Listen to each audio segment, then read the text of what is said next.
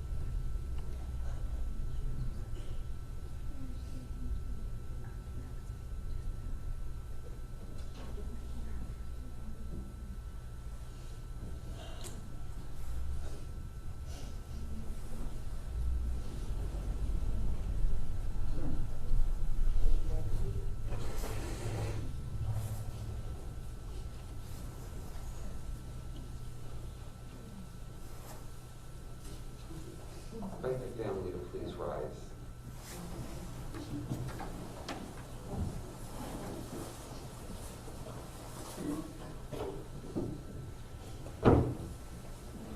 And we're going to begin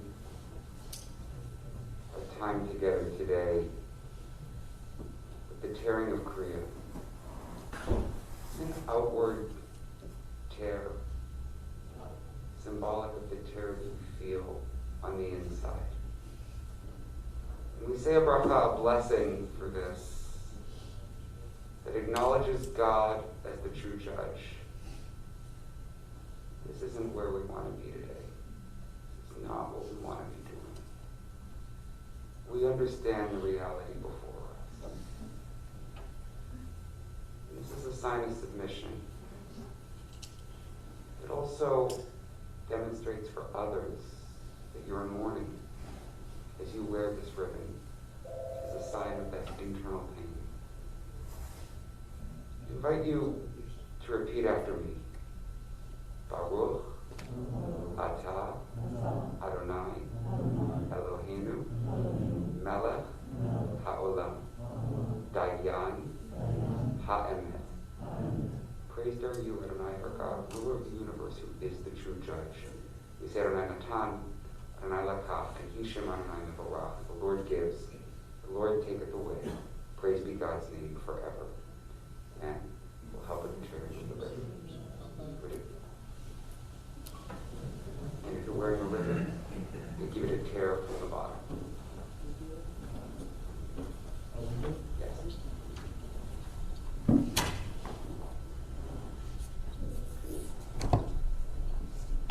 Ladies and gentlemen, as we begin our services, if we can please kindly turn off all cell phones or electronic devices, or please place them on silent. To those people who will be speaking, I'll ask you please talk directly into the microphone, and please be sure to project. Even though there is a microphone, we are still talking with your masks. We want to make sure everybody watching on the live stream can be able to hear the beautiful things being said.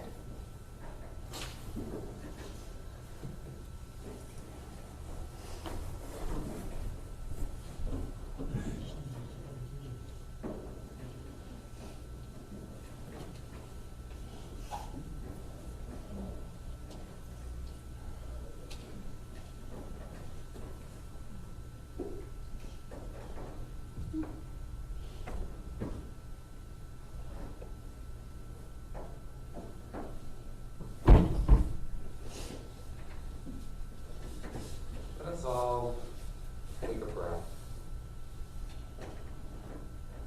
and allow yourself to be fully here and no place else.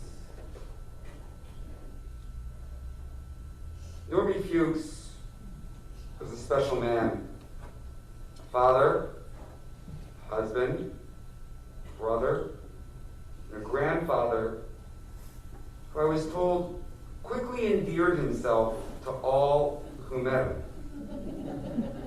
I got a list. I got nurses, doctors, waitstaff, friends, family, co-workers. All knew that Norby was the kind of guy that they could rely on. Cherished being a grandpa and a bebop, a father, a hard worker, and a loving husband to his beloved wife, Bunny, of nearly 60 years. And while I didn't know him in life, I spent time speaking with Bunny and with his daughter Michelle, learning more about the man that he was, his passions, his honorable service to our nation, his drive, his work ethic, and his family. They shared with me about the values that drove him, the way that as a young man, he was thrown into helping his family and developed a lifetime of a devoted work ethic. I learned that, as Michelle said, many, and it's clear, feel lost without him. He functioned as an anchor in the lives of those whom he cared for.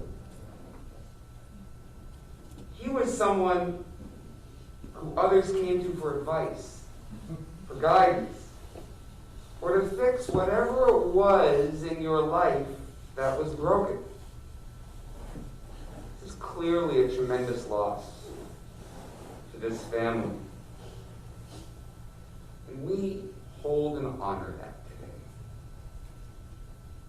today. And amidst that grief and pain of loss, we raise up with pride those aspects of Norby's life that you are going to carry forward.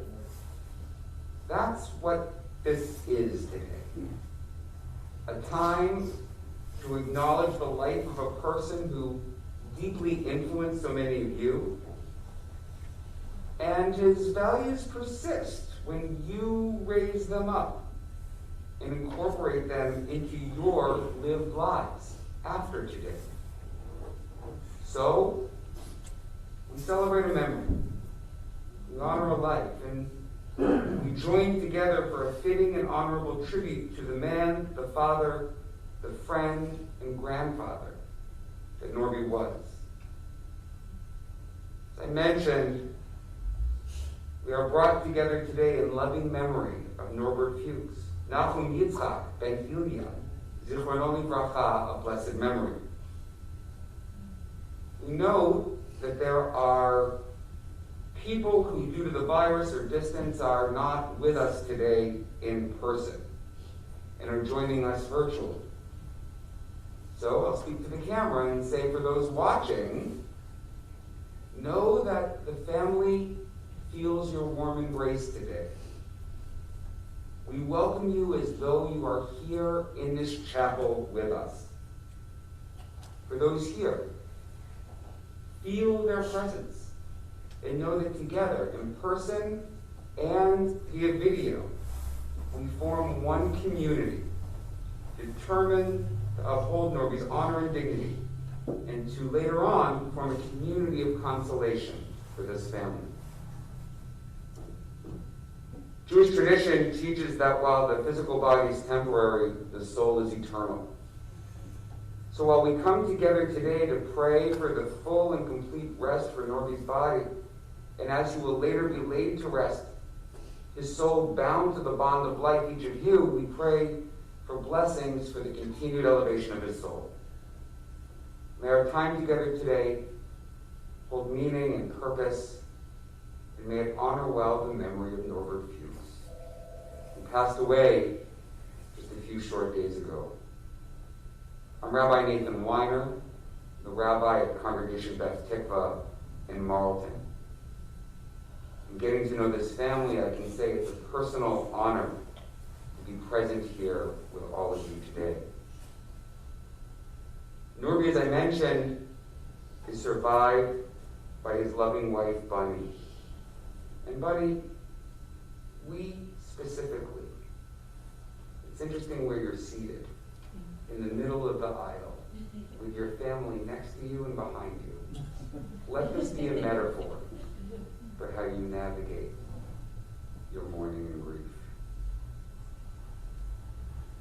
Norby's also survived by his brother Marty and his wife Jo.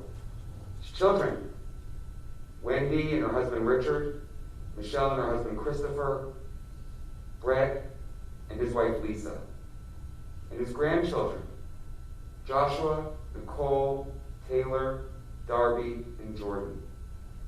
We also mentioned his dear friend Raymond. May all of your love for one another carry you through this difficult transition.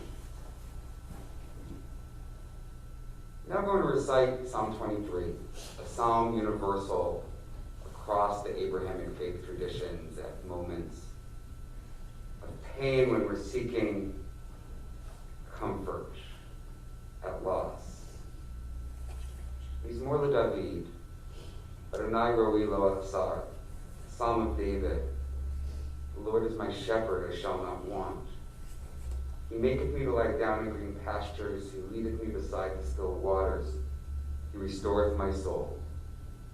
He leadeth me in the paths of righteousness for his name's sake. Yea, though I walk through the valley of the shadow of death, I will fear no evil. For thou art with me, thy rod and thy staff, they comfort me. Thou preparest a table before me in the presence of mine enemies. Thou anointest my head with oil, my cup runneth over.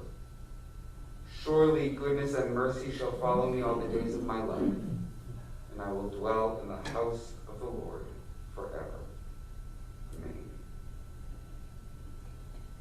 It's important that those who knew and loved Norby in life share words of eulogy at times like this. And the eulogy in Hebrew is called a hesped, and in the Jewish tradition, they're not for our comfort.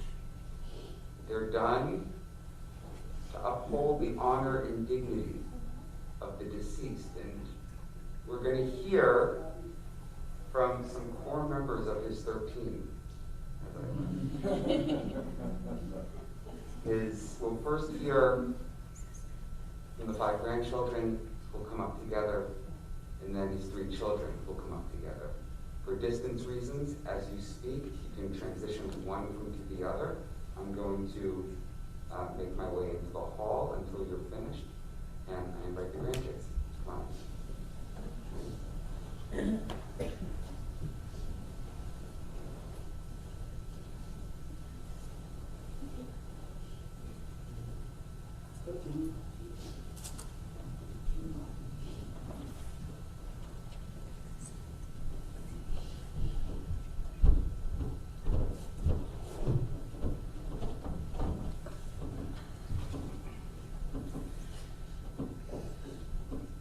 Hi, everyone.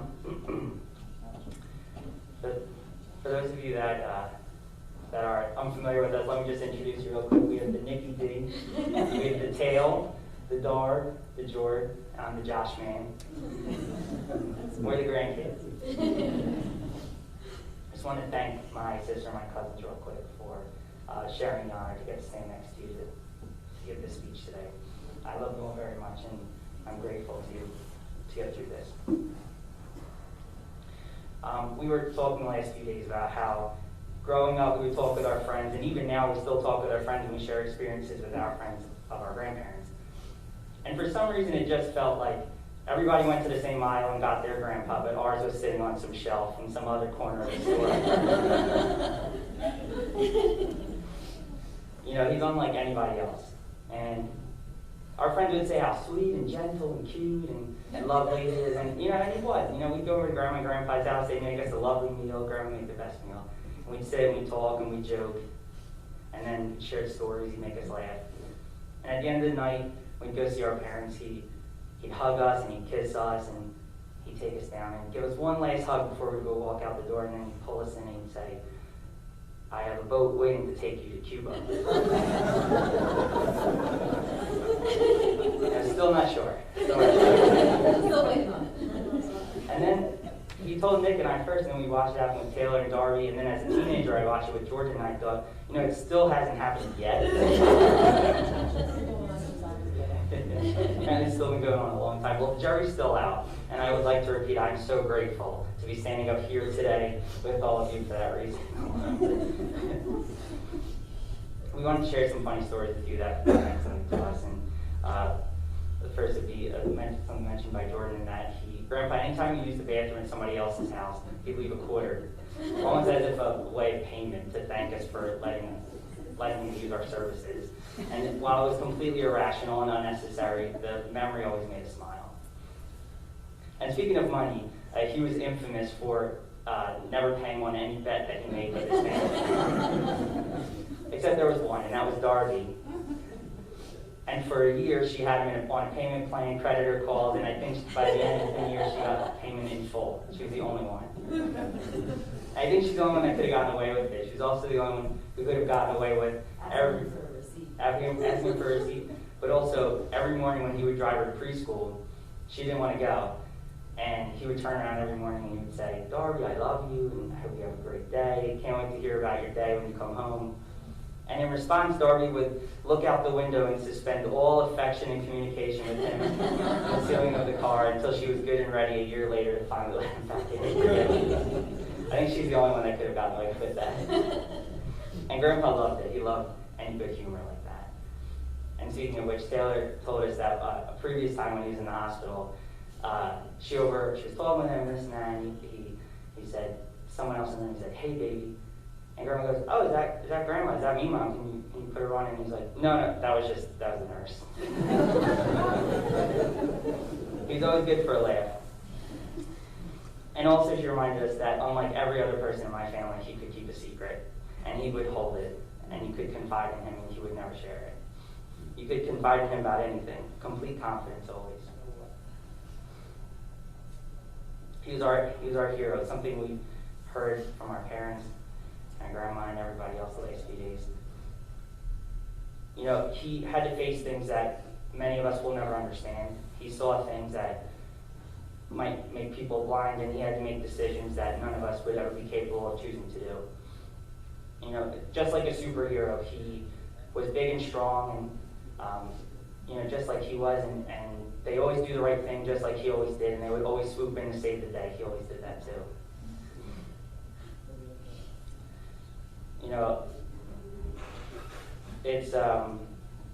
As I got older, I tried to describe him, not using the word superhero. I really tried to find a way to describe him, what he meant to me, and use the words, but I don't think they exist in the English language. I used to comment he's a different species of his own, and I don't think the English language kept up with it. He could really, one of a kind, for sure.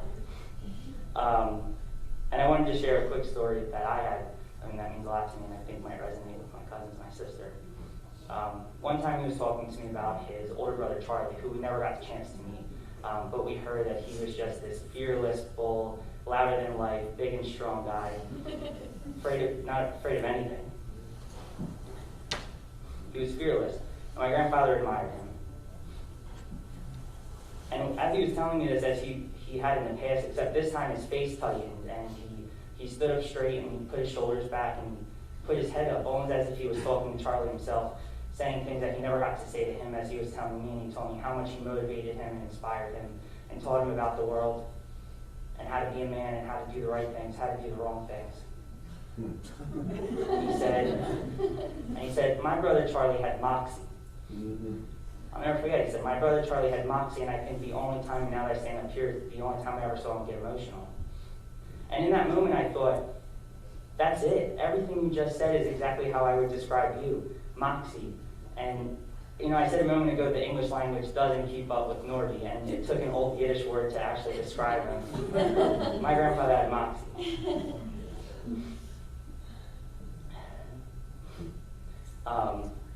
He was fearless. He grabbed life by the hand, by his palms. He stands up. He always rolls his shoulders back, chest up. He's big and strong. He always did the right thing, and he always swooped in to save the day. He was a real superhero. So I just want to close with one final thought. for everyone in the room, but a special place for my sister, my cousins, and those of you in the few front rows. You know, the last few days, I myself, and you all included, have said, how are we going to do this without you, Grandpa? How are we going to get through today, tomorrow, next year? How are we going to get through life's biggest moments? How are we going to grow up to find our passion and be confident and make our way in the world? But I ask you to remember to the conversations that you've had with him in the last few years. You know, my grandfather was always prepared for anything. He prepared for everything. He always had a plan, and he prepared us. He knew this day was coming. He knew one day we'd be standing up here talking about him. Everyone would come to pay their respects and love and share their stories and laugh with him. And you know he is absolutely loving this right now. He is always in for the good drama. I mean, you've seen the rain outside. But just remember, he did something that, if you really listen to those stories, I think you'll hear that he was preparing us. And he gave us all the tools that we're going to need to get through this. He made sure that we have it within us to do it together. He knew what he was doing. He was always prepared, and he built us for this. So don't be afraid. And if you trust yourself, you'll trust in everything he's taught you all these years. So Norb, we'll close with, I'll see you later when you're straighter.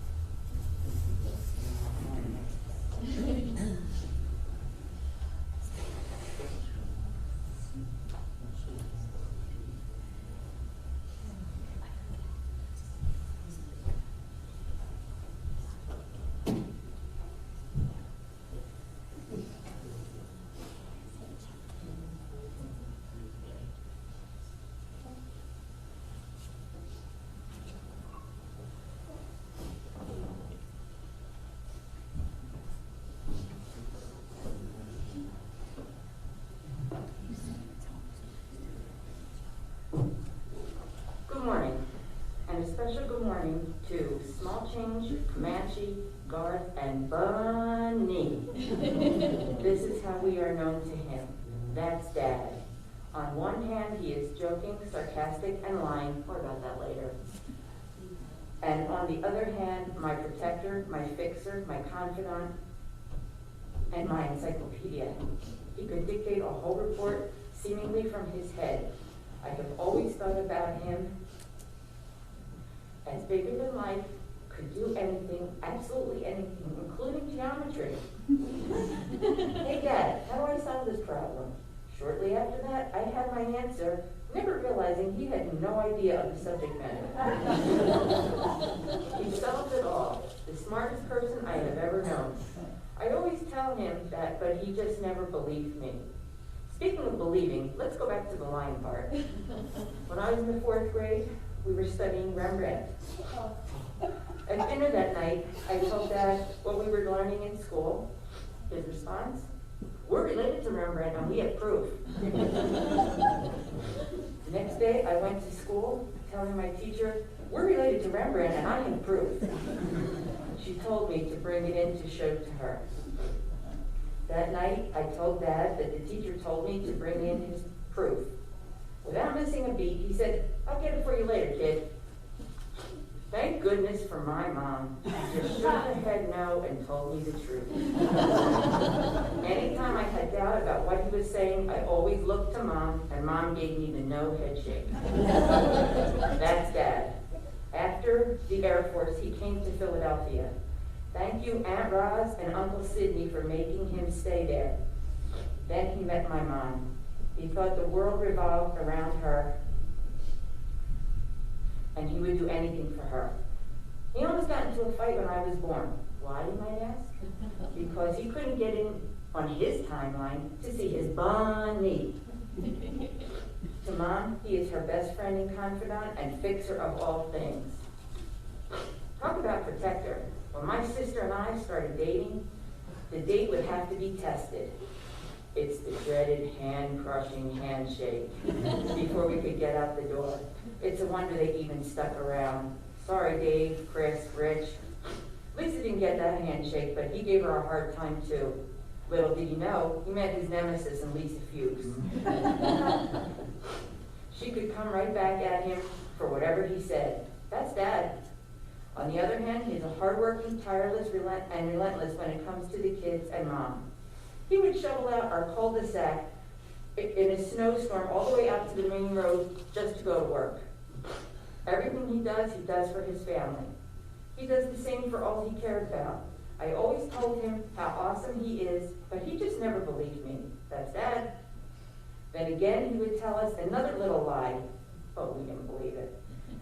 So Mom shook her head. No. Even with that, he is my hero. I don't know if any of you see your father the way I see mine. He is the smartest, caring, protected, devoted, loving man that can do anything regardless of topic. This man is my absolute hero. He is also devoted to his 5 grandchildren. Well, Dad, thank you for all you give.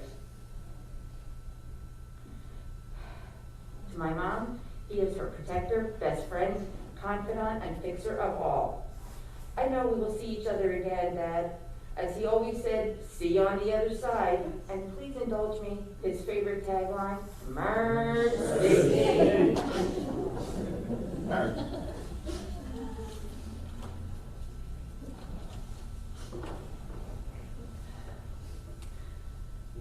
Dad, help me finish this speech, please. I just want to say a few words to honor my father.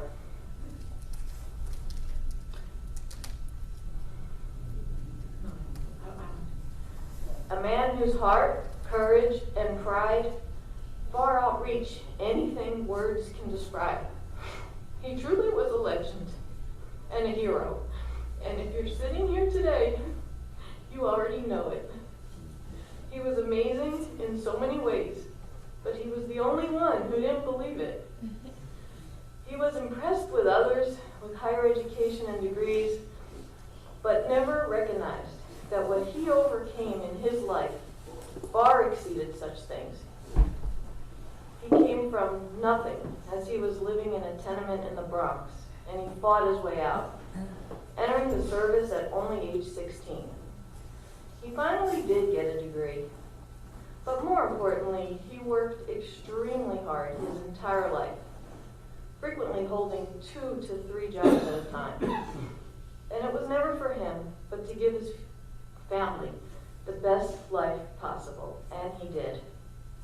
We were all so proud of him for that, but he still didn't see this.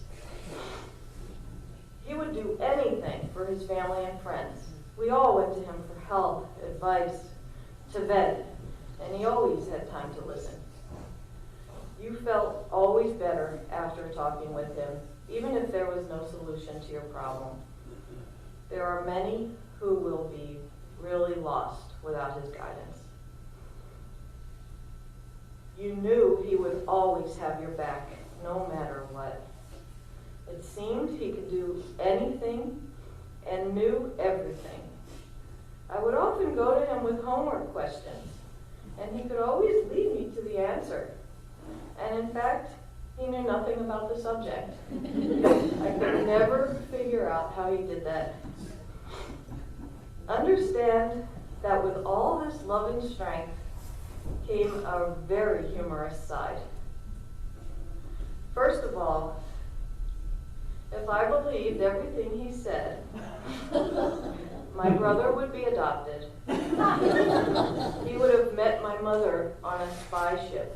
And I would be living in Cuba right now, I've already heard. We we could never walk through a store with my dad because he would try so hard to embarrass us. Once in a department store when designer jeans were a big thing, he, straight-faced, went to the saleswoman and said, "Do you carry Norberts of California?" She replied, "Let me check." She came back, "We do, but we're out of them right now." Then he replied, "I can understand that. It's a very exclusive gene."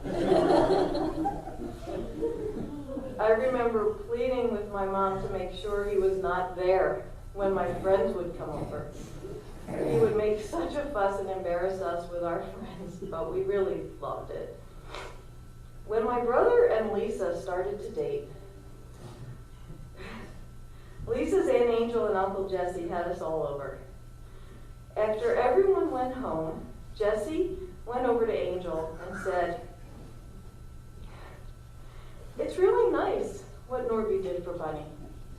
And Angel said, "What did he do for Bunny?" And Jesse says, "Well, you know, the way he married her because he felt sorry for her, because she had to raise those 3 kids on her own, and how he took care of them, as if they were his own." And she replied, "What? You believed him?" Finally, as we've already mentioned, every time we had a holiday dinner and had the family over, he would ask permission to use my bathroom.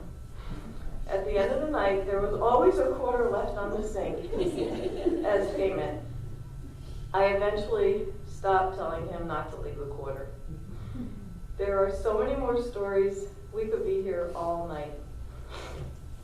Everyone he met loved him. By the time he left the restaurant, the server wanted to take him home. During his hospitalizations, when he was always the favorite patient on the floor, and his personality even shined out during his most recent hospitalization. When he first arrived in the ER with heart failure, I called to see how he was. The ER doctor replied, "Well, I think he's okay. We got rid of some fluid, and he's having some trouble breathing, but he is on the oxygen. But he's still jovial, and he's joking with everyone." That was Dad. He was the best friend, husband, father, grandfather, teacher, protector, and healer that anyone could ask for. His passing has created a void for all of us that will never be filled. He is our hero, and I only wish he knew how much he has made our lives extraordinary. Mercy.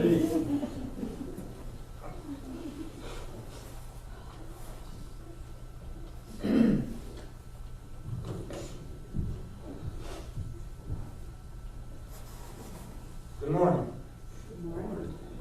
First, on behalf of the family, I would like to thank all of you for coming. I'm going to be reading something in a minute that I wrote because I want to, but something struck me standing up there since Josh left, and then my sisters. There's not a whole lot more that I could say or write or tell you unless it's a funny story that you don't already know. Because Norb was who he was. Every person in this room, you met him for 15 minutes, you knew who he was and what he was. And it's that simple. So I hope you indulge, let me read this. It's a lot shorter, it's a little bit repetitive because there's nothing else to say about him. He is everything everybody has said, so just please bear with me. Again, thank you for coming. To quote Norb, believe nothing of what you hear, half of what you see, keep your eyes and ears open and your mouth shut. Just stay safer and learn a lot more. This is all the list of rules that I have compiled over the years that he's given me. 20, 21, 22, myself and Josh both have a list of the rules. If there's one thing you could say about Norb, he lived his life on his own rules. He always said to me, I don't follow society rules. I follow my rules. It keeps me safe. A few years back, I was speaking to one of Lisa's cousins, Dan, She asked me, hey, by the way, Dan and my dad share the same birthday. She said, hey, how's Norb? I said, well, you know him. He walks the beat of a different drum. Dana calmly replied, beat of a different drummer? He has his own headset on. Nobody knows what he's listening to. Why? It's the truth. He did his own thing on his own time. She was right. You know, nobody really knew what he was thinking. But there again, it was his rules for his life. He had his own lingo. Be a cool fool from the motor pool was one, and you come on strong, but you linger too long. I could go on and on with the saying, but it's like Dana said, nobody knows really what's going through his head. Norb had his own way of doing things, and he just lived his own life. He was just being Norb. There you go, I wrote it. Being himself was all he knew how to do. He wanted to be happy. There was a couple of game shows that he watched with my mom all the time, and she asked him why he watched them, and he said, because they're happy and they're having a good time. Norb always said to me, kid, relish the good times. I was speaking to one of my dad's friends, Robin Arena. He said his nickname for Norb was Father Guido Sarducci. I agree.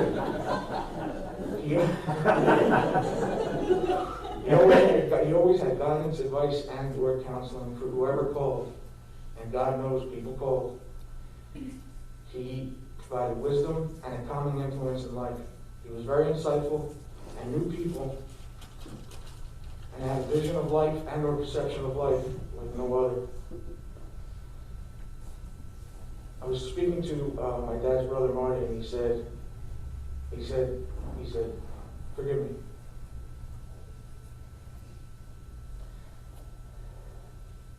He said Norb was smarter than people knew. He had a bigger heart than people knew, and was kinder than anybody ever realized. He had physical, emotional, and psychological strength stronger than anyone will ever know. There is one person who knew how smart, insightful, kind, strong, independent, fun, caring, and intelligent he was, and that's Bunny. If there was anyone who made Norb turn to mush, it was Bunny. Only her. She was his whole life. He was about his family, Bunny and the kids.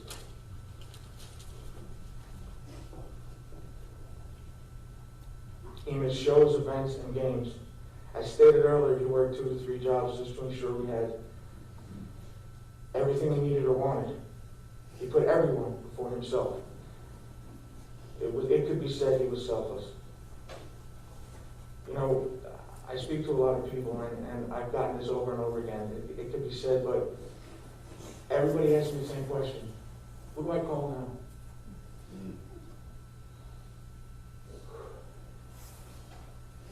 Because when you had a problem, he always had an answer. I guess now you gotta call me? I don't know. It was said earlier how Norb liked to make people laugh, and he was a great patient. The night he was admitted to the hospital, and I don't know this because I was standing there and I watched it. He was admitted to the hospital, and the nurse turned to me and said, everything that's wrong with him, everything he's going through, and he's so pleasant and happy. Because that's what Norb did. He's a great patient, that's what she said to me. There's too many stories to tell, and we don't have the time, but I truly believe my dad, Norb, was around as long as he was because of my mother.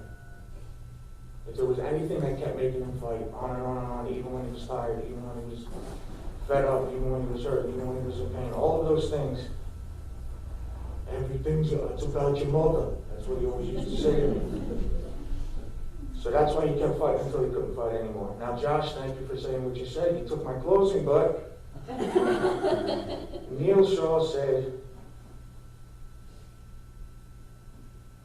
every time he hung up the phone, every time he walked out of the room, he said, hey, see you later when you're straight. Well, one more thing, Josh, you missed.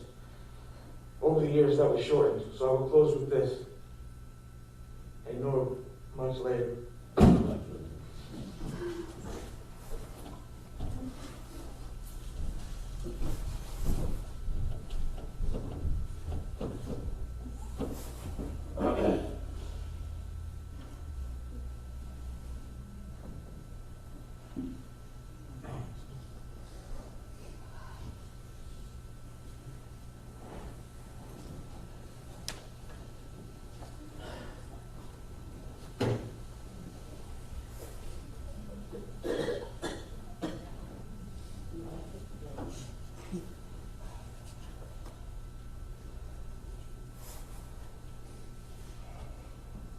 That's so clear how much love there is.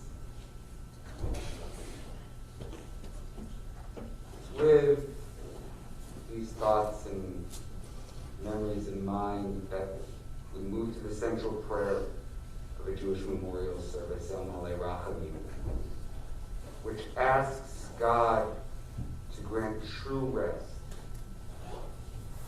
to Norby on the wings of God's divine presence. Please rise.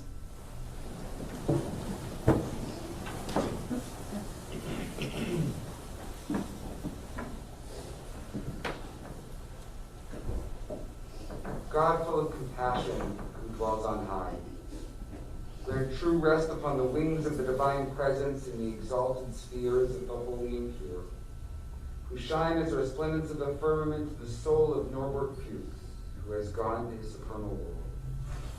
For charity has been donated in remembrance of his soul, may his place of rest be in the Garden of Eden. Therefore may the All-Merciful One shelter him with the cover of God's wings forever, and bind his soul in the bond of life. Adonai is his heritage, that he rest in his resting place in peace. And let us say, Amen. El Malei Rachamim, Shochen Bamromim,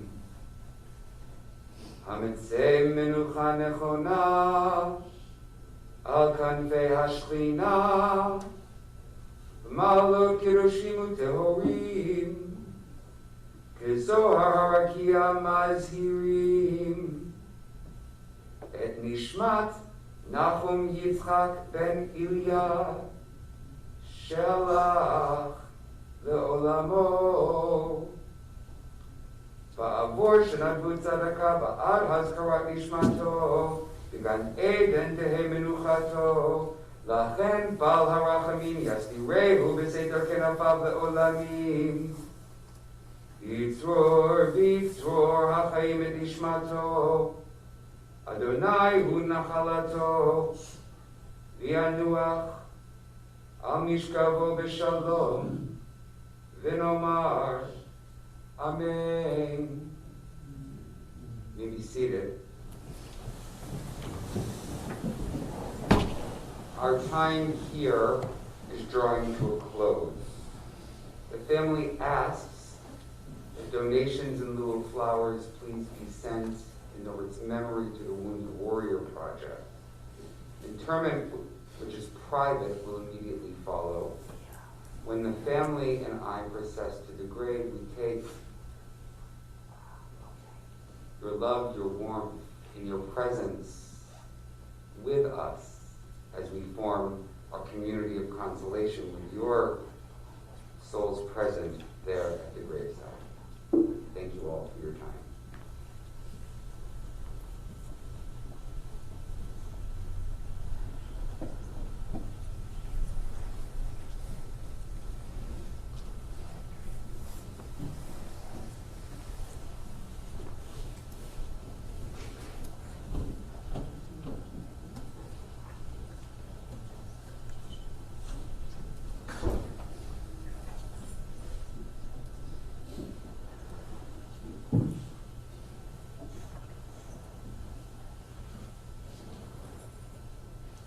I'll ask you all to rise once more.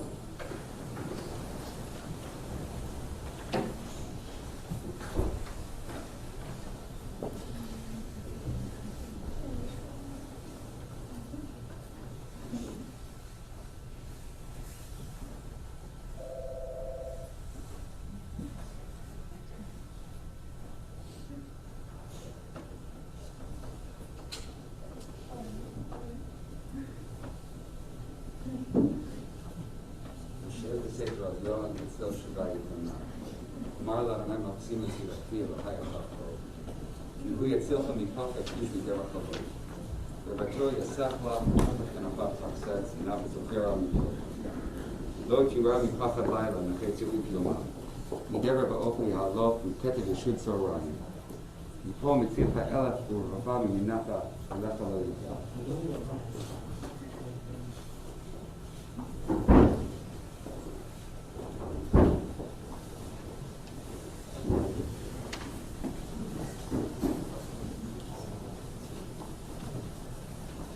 You'll be seated, please. I'll ask you to turn the name seat, please, just for a moment.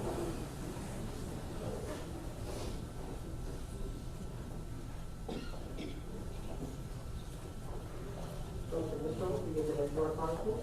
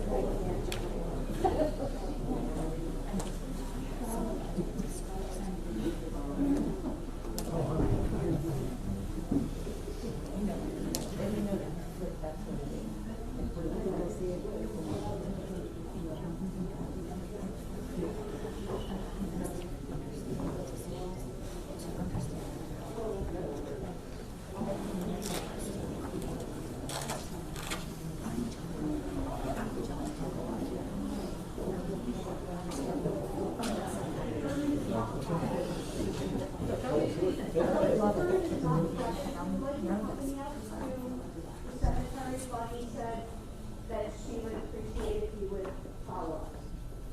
Thank you.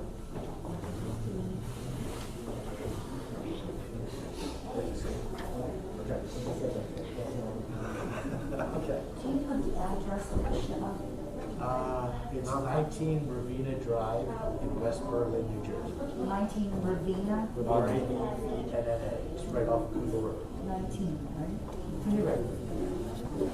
I think I know where it is. I think that it's There's one more. the same development. He's all the way over the other side right now.